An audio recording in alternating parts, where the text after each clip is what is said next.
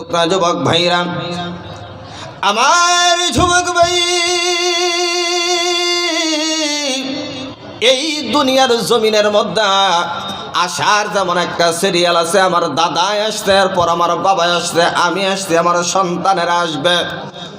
এই দুনিয়ার জমিনের মধ্যে যেমন আসার একটা সিরিয়াল আছে রে বাবা, এই দুনিয়ার জমিন থেকে যাওয়ার কোন সিরিয়াল আছে? আরো জোরে বলুন, আছে। এই জন্য দুনিয়ার জমিন থেকে যাওয়ার কোনো সিরিয়াল নাই। কত দাদা বেঁচে আছে, নাতিয়ে চলে যায়, বাবা বেঁচে আছে, নাতিয়ে কবরের মধ্যে চলে যায়। ওরে শুনের ভাই,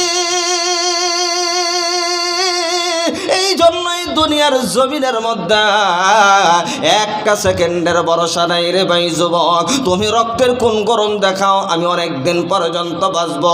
আজকে রাত্রিবেলায় শুয়ে যদি দুইটা চক্ষু বন্ধ হয়ে যায়, তাহলে আগামী দিন আর সকাল তোমার জন্য হবে না রে ভাই যুবক। এই জন্য অনেক যুবক আছে রাত্রিবেলায় মায়ের হাতের রান্না খাইয়া বিছানার মধ্যে শুয়ে যায়, কিন্তু জীবনে আর তার সকাল হয় না, পরকারে চলে যায়। আছে না নাই?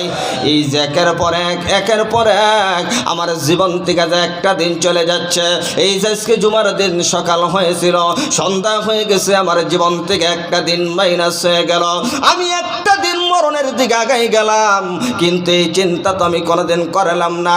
দিনের পর দিন ঘুমের করে ফজরের নামাজগুলি চলিয়া যায়, মুসলমান যুবক নামাজগুলি আদায় করে না। আছে না নাই?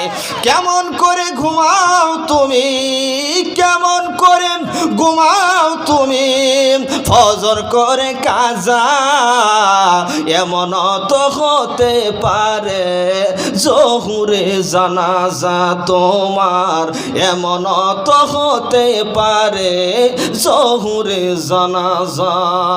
জোরে কোন কথা ঠিক না বেঠে? কেমন করে ঘুমাও তুমি, কেমন করে ঘুমাও তুমি, ফজর করে কাজা এমন তো হতে পারে, জহুরে জানাজা তোমার এমন তো হতে পারে, জহুরে জানাজা। কত কোন ঠিক না বেঠে? মুসলিম হয় না জন্ম নিলে মুসলমানের ঘরে, কাফের মুমিন তফাতটা হয় নামাজের কারণে। ও ভাই, নামাজের কারণে।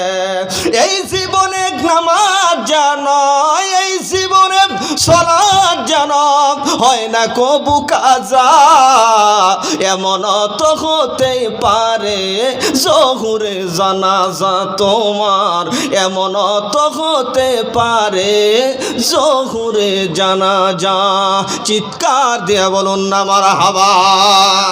আমার ভাইরারে, আমার বন্ধুরা, এইবার দিলেন ক্যান্টা লেগে দেই রে বাবাজি। আমি বেশি লম্বা আলোচনা করবো না, রাত্রি অনেক হয়ে গেছে। ডাইনে বামে তাকাবেন না রে বাবাজি, আমার দিকে তাকায়া থাকেন। আমার মুসলমান বন্ধু, আমি আপনাদের সামনে কোরআনুল কারীম থেকে যে আয়াতে কারিমা তেলাওয়াত করেছি, তার সার মর্ম নিয়ে কিছু আলোচনা করব। ওয়া তাওফীকি ইল্লা বিল্লাহ। চিৎকার দিয়ে বলুন না আমিন। বাবা, তার আগে কথা এসে গেল, এই নামাজ আমাদের দরকার আছে না নাই? এই যে আমার দিকে ডাইনে বামে কোনো দিকেই তাকানো যাবে না, আমার অভ্যাস খুব খারাপ। এই জন্য আমার দিকে তাকায় থাকবেন, নয় কিন্তু ওয়াজ হবে না। আমার ওয়াজ শুনছেন এর আগে? আপনাদের এলাকায় আসতে কি করেন? আসিও নাই, শোনানো নেই। এক এক বক্তার এক এক ক্যাটাগরি, এক এক অভ্যাস থাকে না? কথা কান না খায়। আমার অভ্যাস হলো, আপনারা অন্য দিকে মনস্ক হবেন না, মনোযোগী দিবেন না। আমি যা বলবো খুব গুরুত্ব দিয়ে শুনবেন ইনশাআল্লাহ। এই যে নামাজগুলি চলে যায় আমাদের জীবন থেকে, এই নামাজগুলি আমাদের দরকার আছে না নাই?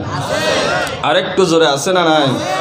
মসজিদের মধ্যে নামাজি, আমরা নামাজ পড়ার জন্য যাই, নামাজের মধ্যে যেয়ে দাঁড়াই, যখন ইমাম সাহেব তাকবীরে তাহরিমা বলছে আল্লাহু আকবার, ইমাম সাহেব বলছে, আমরাও সাথে সাথে বইলা নামাজের মধ্যে দাঁড়াইছি। এইবার মনোযোগ কি আমাদের নামাজের ভিতরে আছে বাবা? কথা হয় না। মনোযোগ নামাজে আছে, মনোযোগ নাই নামাজের মধ্যে। আবার দেখবেন নামাজের মধ্যে দাঁড়াইয়া মনোযোগ তো নামাজে নাই। আপনাদের শহর এলাকার ভিতরে দেখবেন মাঝে মধ্যে, আপনাদের এইদিকে হয়তো যায় না, আমাদের টাঙ্গাইলে মাঝে মধ্যেই কারেন্ট চলে যায়। আপনাদের এদিকেও কি যায়?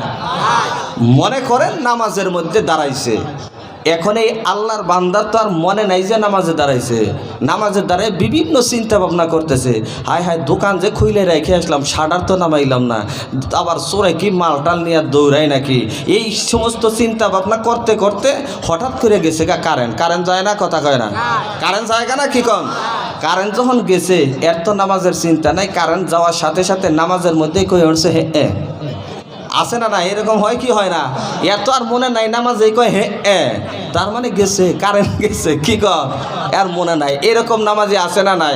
আবার আমাদের টাঙ্গাইলের মধ্যে একদল নামাজি আছে, মসজিদে যাইয়া এই যে দেখবেন মসজিদের মধ্যে আপনারা যদি একটা মসজিদ দেন, এই জায়গায় এক ফ্যান, এই জায়গায় এক ফ্যান, এই এক ফ্যান, এই এক ফ্যান, ফ্যান দিয়ে মসজিদ বইরে ফেলাইছে, আছে না কি কন, টাকা যদি বেশি থাকে এসি লাগাই নেবেন, ফ্যান দিয়া বইরা যখন ফেলাইছে, কিছু কিছু ভদ্রলোক আছে দেখবেন যে লুঙ্গি একটা পিন্দা টি শার্ট একটা গায়ে দিয়া যাইয়া নামাজে দাঁড়াইছে, কথা কয় না, কথা মনে হয় বলছেন, আছে না নাই, দাঁড়াইছে যখন ফ্যান যখন সবটি একবারে স্টার্ট দেয়, এই বাতাস কি আর এক জায়গায় থাকে কি কন, এই বাতাস দেয় নিচে টাইলসের মধ্যে বাড়ি মাইরা এবার উঠতেছে পাস হইতেছে লুঙ্গির ভিতর দেওয়া হয় না কি কন, লুঙ্গির ভিতর দিয়ে পাস হয়ে একদম লুঙ্গি ফুইলা একদম ডোল হইয়া রয়েছে, আপনারা কি কন এটারে, আর কি কন এটারে বের হয়ে মানে ফুইলা গেছে লুঙ্গি, এখন পিছে দিয়ে যারটায় সুন্নত পড়তেছে ও তো সিজদায় গেছে, ও তো আর জানে না, ও সিজদায় থেকে উঠপান নিয়ে মাথার মধ্যে লুঙ্গি বাজাই নিয়ে উঠে পড়ছে, আছে না নাই, এইরকম হয় নামাজি। এই জন্য মসজিদে যাব মনোযোগ দানি নামাজের মধ্যে থাকে, নামাজগুলি সুন্দর করে পড়ব, চিৎকার দিয়ে বলুন আমিন। আমার ভাইরা আমার বন্ধু রাগ করতেছেন আপনারা, ওয়াজ যদি 1 ঘন্টার সময়, আসলে আমি কেবল ছুরি করি নাই, ওয়াজের আগামাতায় যাই নাই, শুধু খুতবাটা পড়ছিলাম, 1 ঘন্টার সময় করলে তো প্রধান বক্তা এই সময় পাবো না, প্রধান মেহমানও আছে, 1 ঘন্টা না অল্প সময়ের ভিতরে দেখি কিছু আলোচনা করা যায় কিনা। আবার এই যে প্রধান অতিথি সাহেব 50,000 দেওয়া গেল, আপনারা কয়েকজন আছেন 50,000 করে দিবেন নিয়ত করে বই রয়েছেন, আবার কয়েকজন আছে হুজুর আমি অত দিহাম না 20,000 করে দিব, এই রহমতও মনে হয় 10-15 জন আছেন, হয়তো তাদের কাছ থেকে একটু নেওয়া লাগবো, তার আগে কিছু আজ তো করার লাগবো কি কর, যেহেতু সেই টাঙ্গাইল থেকে কষ্ট করে আসতে কিছু আজ শুনবেন তো ইনশাল্লাহ, ওয়াজগুলি শুনবো, এই জন্য আমি বলবো আমার নিজের এখলাসের নিয়তে, ইসলাহ হওয়ার জন্য, আপনারাও শুনবেন এই নিয়তে, চিৎকার দেয়া বলুন আমিন। আমার ভাইরা আমার বন্ধুগণ এইবারে দিলেন কানটা লাগাইয়া দেন, আমার আল্লাহ পাক রব্বুল আলামিন বলেন ইয়া আইয়ুহাল্লাযীনা আমানু হাল আদুল্লুকুম আলা তিজারাতিন তুনজিকুম মিন আযাবিন আলীম।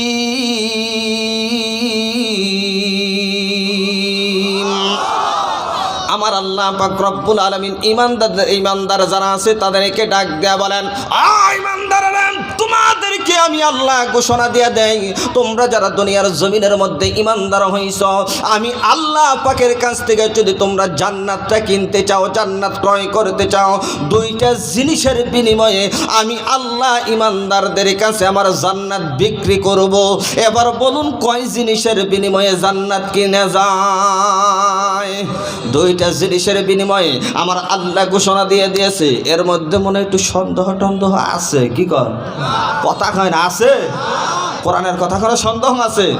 আল্লাহ পাক ডাক দিয়ে কি বলে, 2টা জিনিসের বিনিময়ে আমি আল্লাহ আমার ইমানদার বান্দাদের কাছে আমি এই জান্নাতটা বিক্রি করে 1 নম্বরে জান্নাত ক্রয় করেছেন একজন আল্লাহর বান্দি দুনিয়ার জমিনের মধ্যে, তিনি তার 2টা জিনিসের বিনিময়ে জান্নাত আল্লাহ পাকের কাছ থেকে দুনিয়াতে থাইকেই কিনা ফেলাইছে।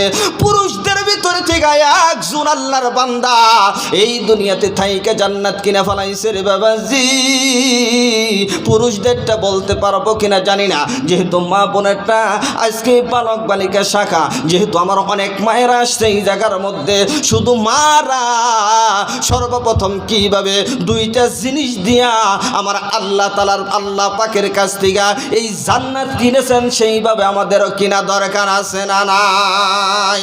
সেই মহিলা হলেন আম্মা জান হযরত খাদিজাতুল কুবরা রাদিয়াল্লাহু তাআলা আনহা। তিনি জান জানতে পারলেন দুইটা জিনিসের বিনিময়ে জান্নাত কিনা যায়? পাগল হয়ে গেলেন, জান্নাত কিভাবে কিনা যায় দুনিয়ার জমিনের মধ্যে থাইকা।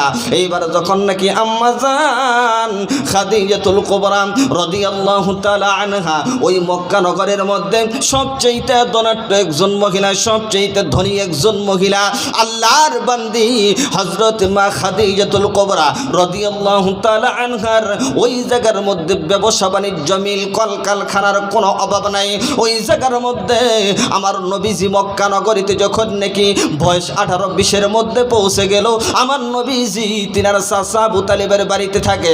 এইবার আবু তালেব ডাক দিয়ে বলে, ভাতিজা গো, তোমার তো মোটামুটি বয়স হয়েছে, তুমি কি আমার সঙ্গে কাজের সাহায্য সহযোগিতা করতে পারবা?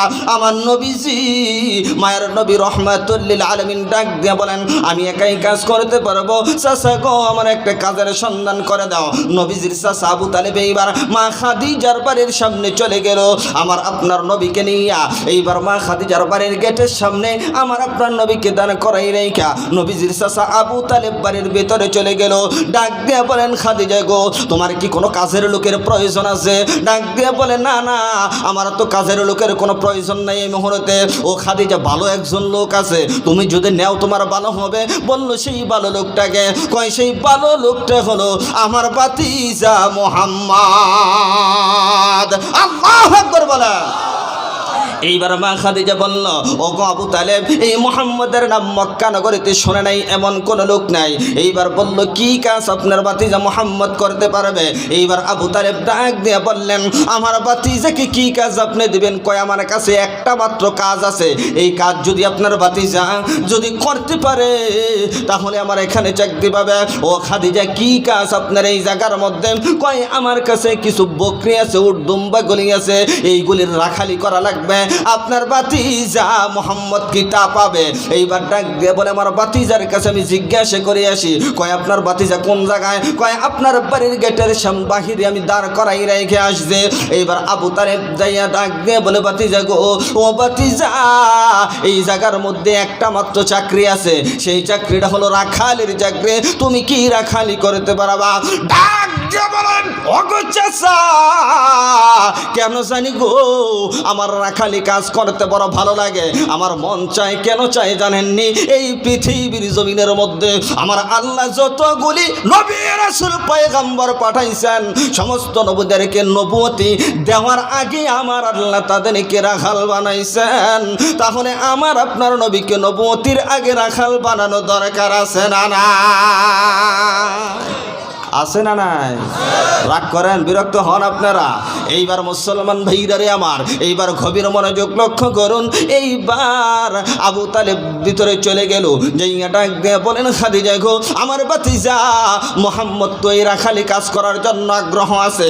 এইবার মা খাদিজা বলে, তামাম বিশ্বের মানুষের রে, আমি শুধু এতদিন পর্যন্ত এই মুহাম্মদের নামটা শুনেছি, আমার জবানে আমার চক্ষু দিয়ে আমি কোনোদিন দেখি নাই। আমি সর্বপ্রথমে যেদিন একটা নজর দেখার জন্য আমার হবু স্বামী মুহাম্মদকে দেখার জন্য আমার নিজ খাস কামরার থেকে আমি বাহির গইয়া আমার বাড়ির গেটের সামনে যখন চলে গেলাম, আরবের জমিনের মধ্যে ওই সময় প্রখর রৌদ্র চলতেছিল। এত রৌদ্রের তাপের যন্ত্রণায় ওই বালুর কোনায় গলে টকবক করতেছে।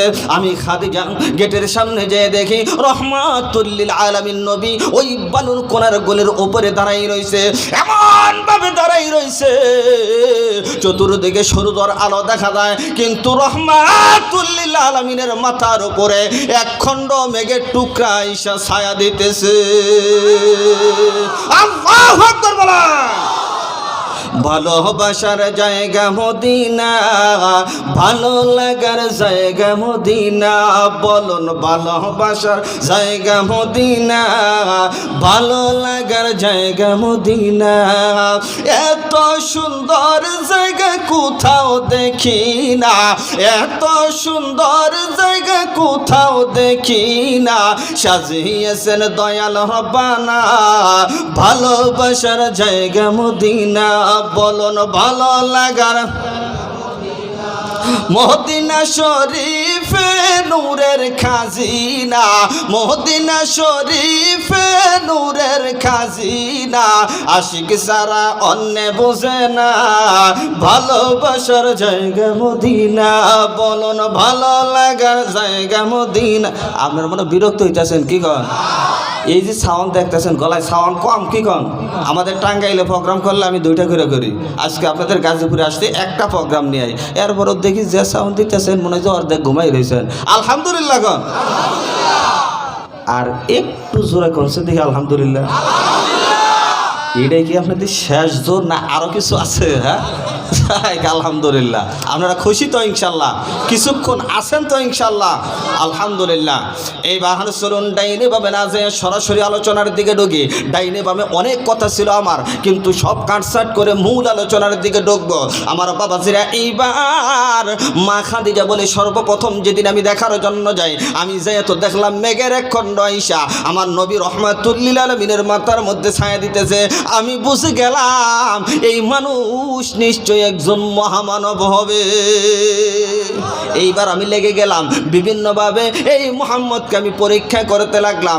পরীক্ষার শেষে আমি বুঝলাম তিনি সত্যিকারে একজন ভালো মানুষ।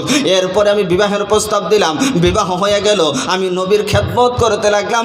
আমার আল্লাহ ডাক দিয়া বলে দিয়েছেন, দুনিয়ার ইমানদার বান্দা বান্দিরা, তোমরা যদি আমি আল্লাহ পাকের কাছ থেকে জান্নাত কিনতে চাও, 2টা জিনিসের বিনিময়ে কিনা লাগবে। 1 নম্বর হলো জান, 2 নম্বর হলো মাল। 1 নাম্বার কি কথা কয় না? 1 নাম্বার জীবন দিতে হবে আমার আল্লাহর জন্য, 2 নাম্বার মাল দিতে হবে, টাকা পয়সা খরচ করা লাগবে আমার আল্লাহর জন্য।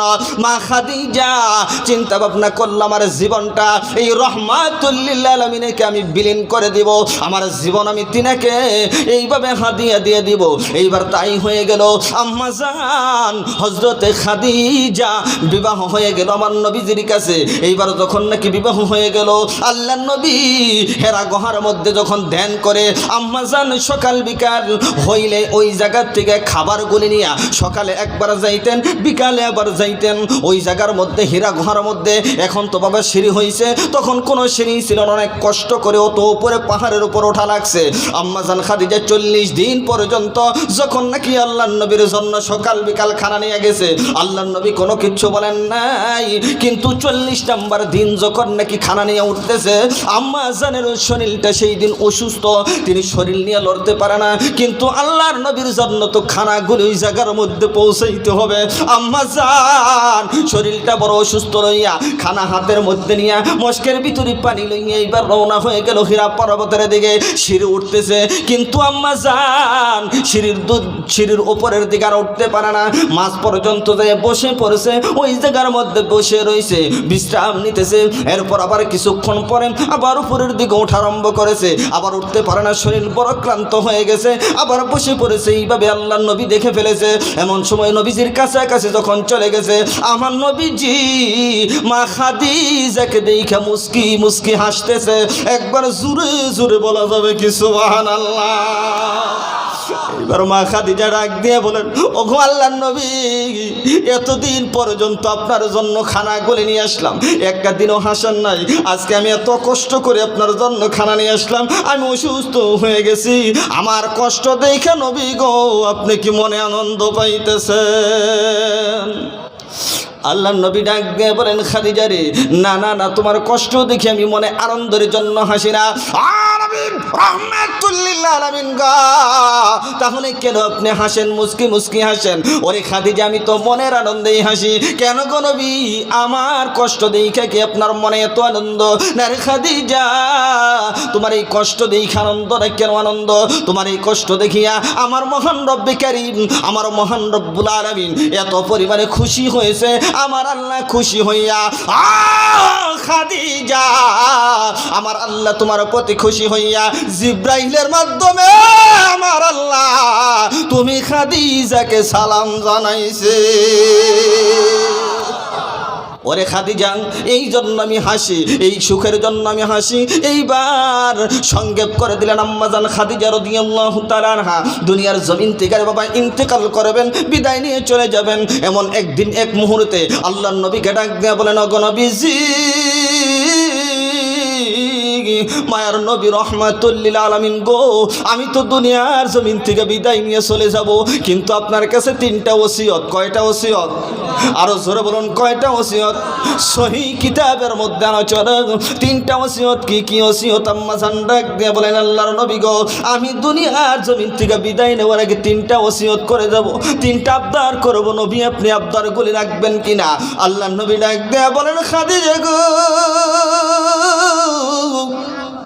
আমাকে ভালোবাসা তোমার জীবন তুমি বিলি কইরা দিছো রে খাদিজা।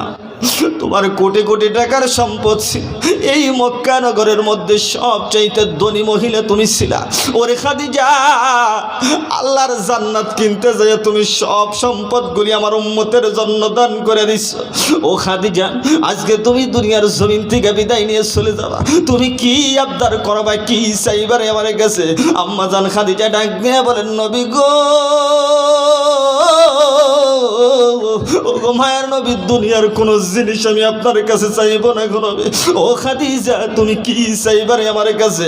এইবার মা খাদিজা ডাক দিয়ে বলেন, নবী গো, আমি দুনিয়ার জমিন থেকে বিদায় নিয়ে যেই দিন চলিয়া যাব, দুনিয়ার সাধারণ কোন কাপড় দিয়া আমি খাদিজাকে দাফনের কাপড় পরাবেন না গো নবী। ও গো খাদিজা, তাহলে কি তোমার কাপড় দিব কোথায় থেকে? ও গো নবীজি, আপনার শরীর মুবারকের মধ্যে যেই জুব্বা মুবারকটা পরিহিত থাকবে গো নবী, ওই জুব্বাটা খুলিয়া আমি খাদিজার কাফনের কাপড় বানাই দিবেন। একবার জোরে জোরে বলুন না সুবহানাল্লাহ। এবার বললো, ঠিক আছে, 2 নাম্বার আবদার তোমার কি রে খাদিজা? যদি খাদিজা 2টা চোখের পানি ফেলে কান্দে, নবী গো,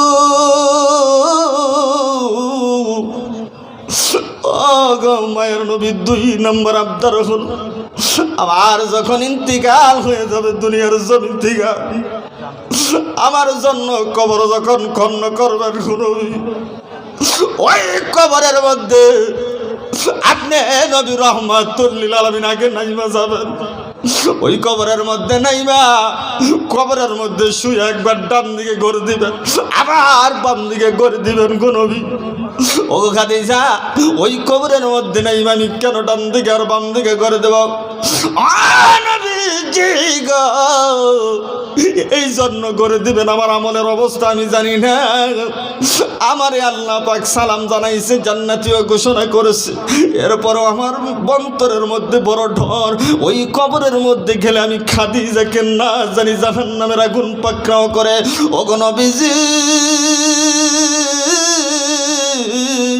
মায়ের নবী গো রহমাতুল লিল আলামিন, কিন্তু আমার এতটুক পর্যন্ত ইয়াকিন আছে, বিশ্বাস আছে, আপনি নবী যদি আমার কবরের মধ্যে নাইমা একবার ডান দিকে যদি করে দেন, আবার বাম দিকে যদি করে দেন গো নবীজি, আমার মন সাক্ষী দেয় রহমাতুল লিল আলামিনের পবিত্র শরীর মোবারক যেই কবরের মধ্যে লাগছে, আমার আল্লাহ ওই কবরের ভিতরে জাহান্নামের আগুন দিবে না।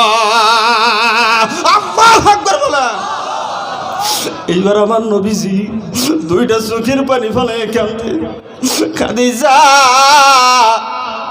3 নাম্বার ওসিয়তটা তোমার কি? 3 নাম্বার কি ওসিয়ত তুমি করবা?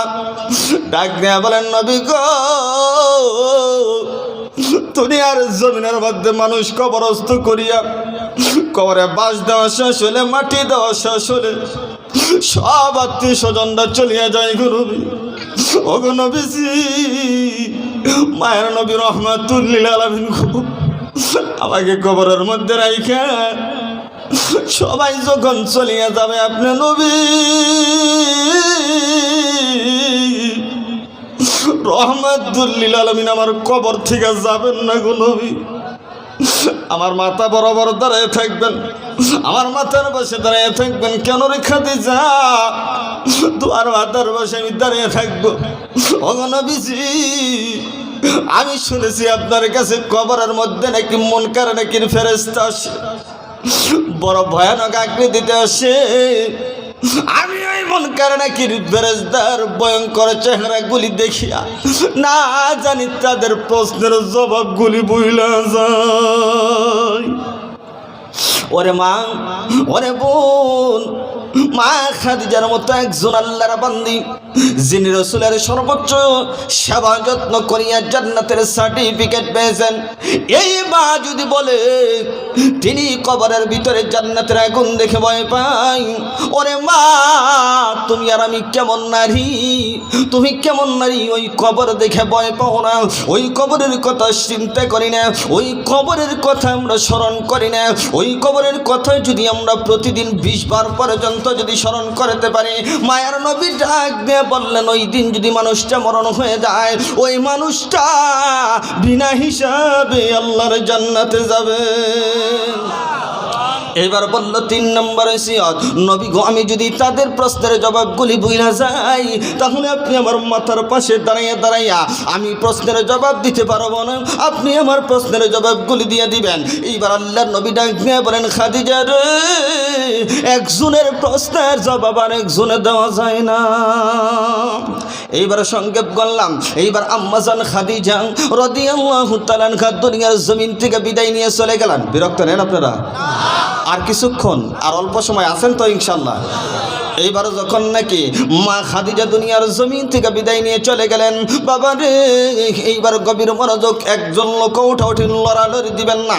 এইবার যখন নাকি মা খাদিজা চলে গেলেন দুনিয়ার জমিন থেকে বিদায় নিয়ে, আল্লাহর নবী ওসিয়ত অনুযায়ী তিনার জুব্বা মুবারক দিয়া মা খাদিজার দাফন করানো হলো। আল্লাহর নবী কবরের মধ্যে নেমে গেলেন, কবরের মধ্যে মা খাদিজাকে নিজের হাতে শোয়া দিলেন। ওইবার মাটিটা কমপ্লিট করিয়া আল্লাহর নবী মা খাদিজার কবরের মাথা বরাবর দাঁড়াই রইলেন। এমন সময় অনেক সময় পর্যন্ত চলিয়া যায়, কিন্তু রে বাবা কবরের ভিতরে মুনকার নাকির ফেরেশতা আসে না। আল্লাহর নবী তো বড় পেরেশানি হয়ে গেল, বড় চিন্তার মধ্যে পড়ে গেল, কি রে আমার খাদিজার কবরের মধ্যে কেন গো মুনকার নাকির ফেরেশতা আসে না। এইবার চিন্তা ভাবনা করে ওই জায়গার মধ্যে দাঁড়ায় নবী দুইটা চোখের পানি ফলায় কান্দে। এবার যখন নাকি কান্দে, আমার আল্লাহ আমার নবীর কান্না সইতে পারে না, আমার নবীজির কান্না সহ্য করতে পারে না। জিব্রাইলকে ডাক দিয়ে বলে, ওরে জিব্রাইল যাও রে যাও, আমার বন্ধু হাবিবুল্লাহর কাছে চলিয়া যাও, আমার বন্ধু হাবিবুল্লাহকে গিয়ে একটু সান্ত্বনা দাও আর খুশির সংবাদটা জানিয়ে দাও। এইবার হযরত জিব্রাইল এসে গেলেন, নবীজিকে সালাম দিয়ে দিলেন, ওগো নবীজি মায়ের নবী রহমাতুল লিল আলামিন গো, এতদিন পর্যন্ত আপনার সুখের দুঃখের সাথী আমি জিব্রাইল ছিলাম, নবী গো আজকে আপনাকে সান্ত্বনা দেওয়ার মতো বাসা আমি জিব্রাইলের কাছে নাই। আপনার সব চাইতে প্রিয়তমা বিবি ওই না কবরের মধ্যে চলে গেছে গো নবী। ও গো নবীজি সেই বিবি আপনার দুঃখের সুখের সাথী ছিল, আপনারা তাইফের জমিন থেকে মারি খেয়ে বাড়ির ভিতরে গেছেন, আপনার বিবি আপনাকে সান্ত্বনা দিয়েছে, আপনি না ওই উহুদের ময়দানে মায়ের খেয়ে এসেছেন, আপনি বাসার ভিতরে গেলে আপনার এই বিবি আপনাকে সান্ত্বনা দিয়েছে। নবী গো আজকে আপনাকে সান্ত্বনা দেওয়ার মতো বাসা আমার কাছে নাই। ওরে জিব্রাইল আমি শুনতে চাই আমার খাদিজার কবরে কেন এখন পর্যন্ত মুনকার নাকির ফেরেশতা আসলো না। আমার আল্লাহ পাক বলে দিয়েছেন জিব্রাইল যাও বন্ধুর কাছে গিয়ে বলে দাও। জিব্রাইল ডাক দিয়ে বললেন, বন্ধু হাবিবুল্লাহ গো আপনি এই জায়গার মধ্যে কেন দাঁড়াই রয়েছেন? কয়েক খাদিজার প্রশ্নের জবাবগুলি দেওয়ার জন্য আমি দাঁড়াই রয়েছি। ওগো নবীজি রহমাতুল লিল আলামিন গো আপনি যতটুক পর্যন্ত আপনার খাদিজাকে ভালোবাসেন তার সেই কোটি কোটি গুণ বেশি আমার খাদিজাকে আমার আল্লাহ ভালোবাসে। জিব্রাইল কেন রে এত ভালোবাসে? কয় দুইটা জিনিসের বিনিময়ে জান্নাত কিনে নিছে যে খাদিজা, এই জন্য খাদিজার এত ভালোবাসে। 1 নম্বর জীবন দিয়ে দিছে, 2 নম্বর যত মাল ছিল মালগুলি দিয়ে দিছে, এই জন্য খাদিজা আমার আল্লাহর কাছে এত প্রিয় হয়েছে। ওগো নবীজি এই খাদিজাকে আমার আল্লাহ এত পরিমাণে ভালোবাসে, আল্লাহ পাক ভালোবাসা এই খাদিজার কবরে যে মুনকার নাকির আসতেছিল, এই মুনকার নাকিরের প্রশ্নের জবাবগুলি খাদিজার পক্ষ হয়ে আমার আল্লাহ দিছে। এবার আমার আপনার নবী বড় শান্ত হয়ে গেলেন। ওরে মুসলমান, এই জন্য আমার আল্লাহ বলেছেন যে জান্নাত যদি কিনতে যাই, জান্নাত যদি ক্রয় করতে যাই, 1 নম্বরে জীবন দেওয়া লাগবে। এই যে আজকে গম বাদ দিয়া আপনারা যেই প্যান্ডেলের ভিতরে আসলেন, জান্নাতের বাগানের মধ্যে আসলেন, মনের মধ্যে যে একটু কষ্ট হয়েছে, অন্তরের মধ্যে কষ্ট হয়েছে, জীবন আল্লাহর নামে দিছেন এই জায়গার মধ্যে। 2 নম্বর হলো যে বাবা, এই যে আজকে হলি কোরআন মাদ্রাসা বালক বালিকা শাখার উদ্যোগে আজকে এত সুন্দর একটা ইন্তজাম করেছে, এই জায়গার মধ্যে যদি এখন কিছু মাল যদি খরচ করতে পারেন, বোঝা যাবে আপনি ইমানদার, আপনি আমার আল্লাহর কাছ থেকে জান্নাতটা কিনতে পারছেন। এই